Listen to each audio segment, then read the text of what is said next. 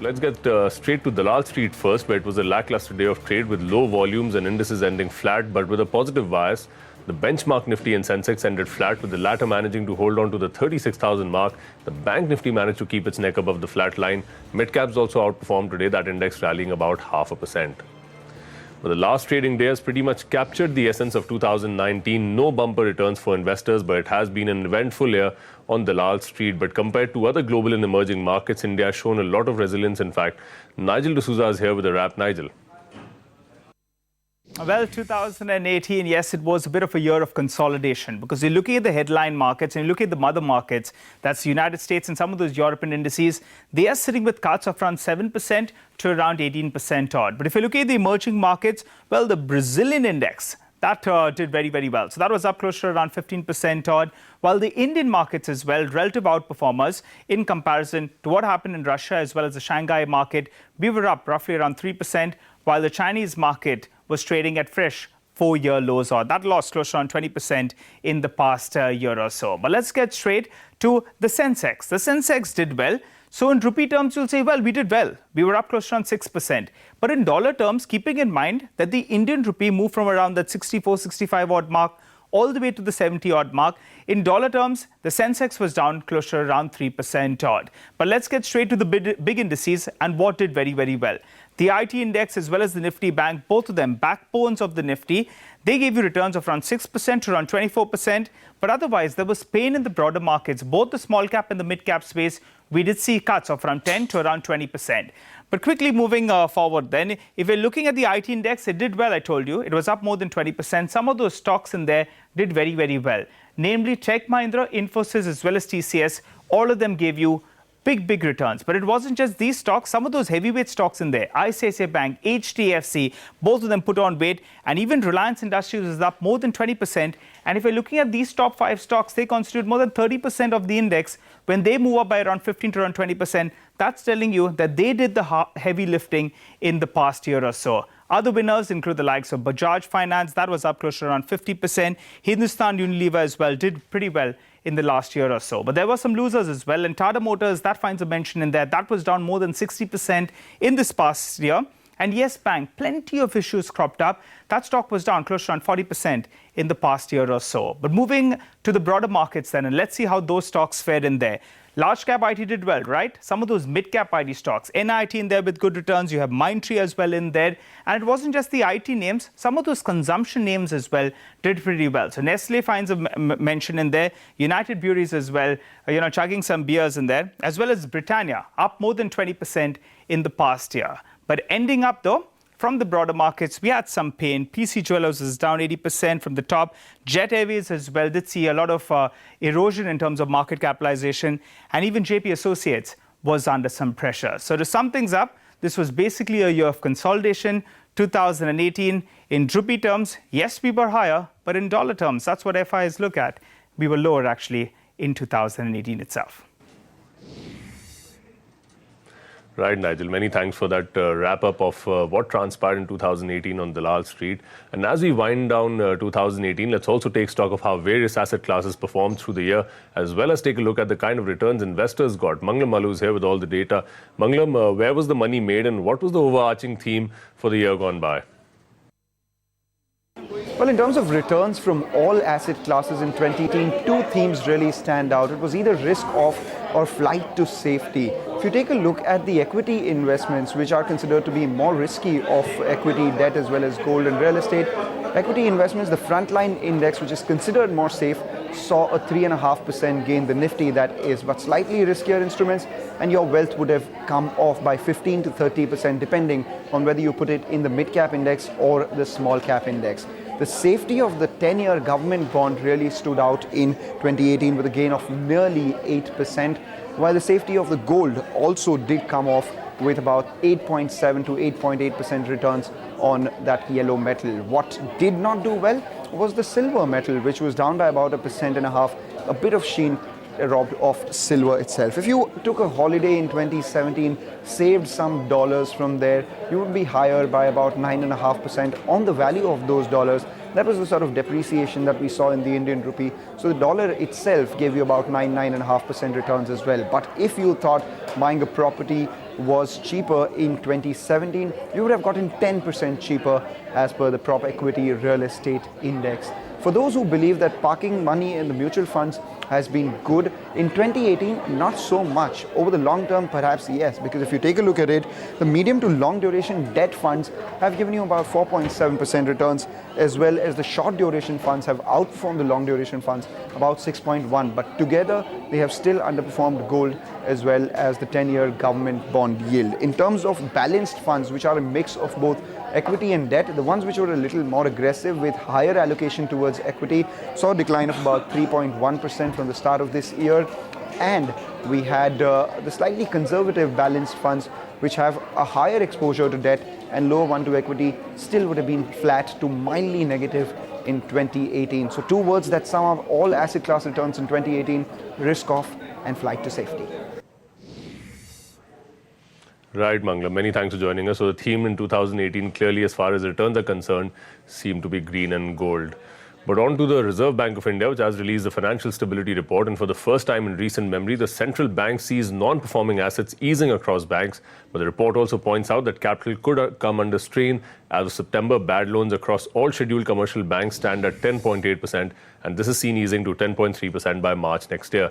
The pace of reduction is slower across PSU banks from 14.8% right now. Gross NPAs are seen dropping to 14.6%, but the pace of reduction is slightly faster across private and foreign banks. The report also expects the capital adequacy ratio of banks to come under some pressure as well.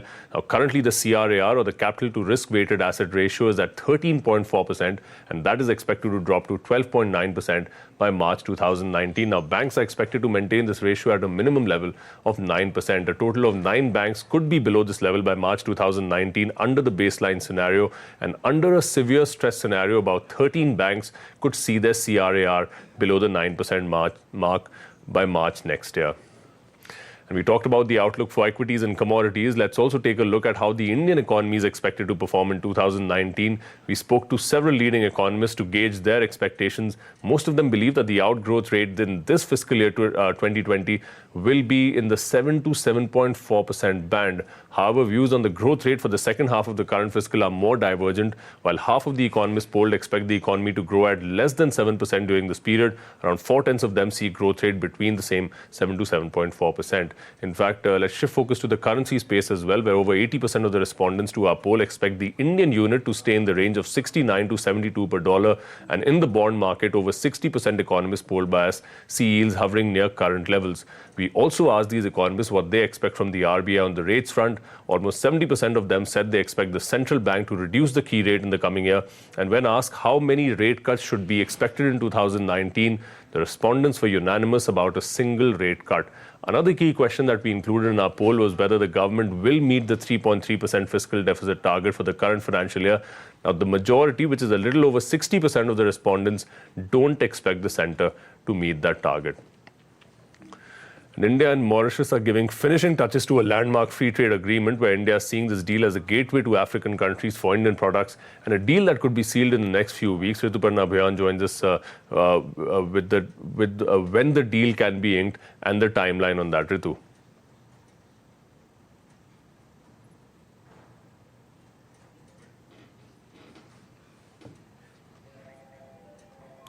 In fact, Ritu is not able to join us right now, but we'll come back to that story. In fact, we'll touch base with Ritu later. But for the very first time since the launch of the 59-minute MSME loan on the 2nd of November, the government has revealed data on the loans sanctioned through this portal. Now, over 1.12 lakh applications have been given in-principle approvals for credit on the portal, but the actual sanctions by banks are not even half that number. Ritu Singh is here with a detailed analysis. Ritu, take it away. Well, in less than 2 months since the launch of this scheme, over 1.31 lakh applicants have applied for loans on the 59-minute MSME loan portal. The data, which has now been made public via a written Lok Sabha reply, shows that the portal received 1,31,000 applications, of which in principle approval was given to 1.12 lakh applications as of December 25th. But when it comes to sanctions by banks, only 40,669 of these applicants made the cut, which works out to an approval rate of just over 36%. In terms of the amount of loans that have been sanctioned, 14,000 crore rupees of loans were sanctioned against the 37,000 odd crore rupees that were sought by all the applicants. Now, while SBI was allotted the most loans on the portal, Bank of Baroda actually sanctioned the highest number of loans, followed by Union Bank of India, State Bank of India, Bank of India and Indian Bank, which rounds up the top 5 banks. In total, 20 public sector banks and SIDBI participated in lending on the portal. But what is interesting is that 10 out of these 20 lenders are actually currently under RBI's prompt corrective action regime, which means they have lending restrictions and they can only lend to high-rated borrowers. But going by the delinquency rates among the MSME borrowers, the picture is not very encouraging. Public sector banks, for instance, reported gross NPAs of 13.08% as of March 2018 for the MSME portfolio, and banks under prompt corrective action reported even higher NPAs of 15.74%. Also, in the 2 months since the launch of the portal, the 1-year-old Ahmedabad-based Capita World, which operates the portal, has pocketed over 13 crore rupees from the 1,000 rupee fee paid by each applicant coming onto this portal.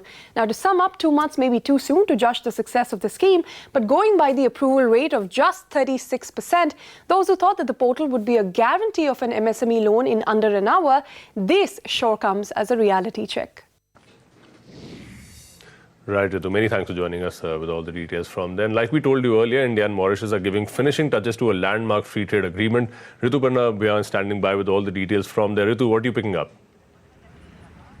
From what we understand, Mauritius Prime Minister will be visiting India during the 3rd week of January, and during that time, India wants to sign a free trade agreement. Remember that Mauritius has already signed a free trade agreement with China, and that led to Indian government basically pushing for speeding up the talks on India-Mauritius FTA, which has been on for several years. From what we have been told, Mauritius has sought access to the Indian sugar market. India has not yet agreed till now, but talks are on. But the objective is to sign a free trade agreement with Mauritius when the Mauritian Prime Minister visits New Delhi on the 3rd week of January. With that, it's back to you. The revised bill to make instant triple talaq a criminal offence got stalled in the Rajya Sabha today. This as a majority of the opposition lawmakers demanded that the bill be sent to a select committee. The matter will now be taken up on the 2nd of January. इतना महत्वपूर्ण bill जिससे करोड़ों लोगों की जिंदगी में फर्क पड़ सकता है, चाहे नेगेटिव पड़े या पॉजिटिव पड़े, उस बिल को हम बगैर किसी स्टैंडिंग कमेटी के बहस किए बगैर, किसी सिलेक्ट कमेटी में चर्चा किए बगैर, सिर्फ सरकार चाहती है तो इसलिए हम पास करें। ऑपोजिशन पार्टीज एक साथ इकट्ठे करके हम लोग चाहिए, अब सेंट्रल हाउस लीजिए, ये बिल सिर्फ कमेटी में जाइए, सिर्फ भाजपा ये बिल अभी आज पास, हम लोग भी चाहते हैं बिल पास करो, हम लोग भी चाहते हैं ये बिल पास करो, लेकिन ये आगे सिलेक्ट कमेटी सेंट्रल हाउस लीजिए। Why the tech company announced the launch of its next generation chipset, the Snapdragon 855. This chipset would power the first wave of 5G ready smartphones in 2019. Now, while 5G will become a reality in parts of North America, Europe, China, Japan, Australia, Southeast Asia, as well as South Korea earlier next year, India will continue playing catch-up with the rest of the world. CNBC TV 18's Megha Vishwanath caught up with Cristiano Amon, the president of Qualcomm, to find out what's next in the world of smartphones. And as India preps for 5G, what are the lessons we can learn from developed countries? Listen in.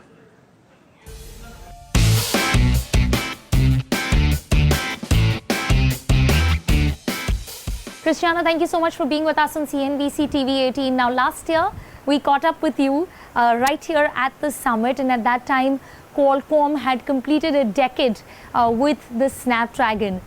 It's the beginning of the next decade. Why don't you tell us what is the big highlight for the next decade? Absolutely. So very happy to be here. Good to see you again.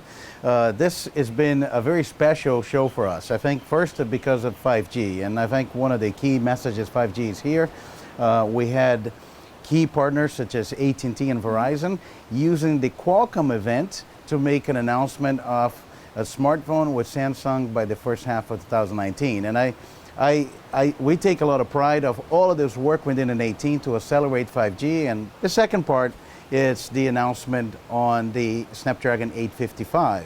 And what it makes it so special beyond being our flagship Snapdragon 800 annual announcement, is that's going to be the processor in the first 5G smartphones that people will be able to buy just a few months away. Right. Who do you think would be the early adopter of this next gen of connectivity? Would it be the enterprise space or would it be consumers? It will start with consumers, and then a lot of the activity right now is to get smartphones, ready for a 5G upgrade cycle. Consumers will be able to experience first a 5G smartphone, but enterprise is one of the biggest piece of this transition because 5G will transform the enterprise, and much like Wi-Fi, it's very likely you'll have a 5G connected enterprise, and not only the phones in the enterprise, but all of the other devices will be connected to 5G, and that's going to be a big transformation. What would Snapdragon 855 powered smartphones mean for consumers in 2019? Very good question. So, of course, I'm very excited about 5G and the 5G use cases, but when we think about 855, in addition to 5G, there are two very important capabilities that users will be able to experience.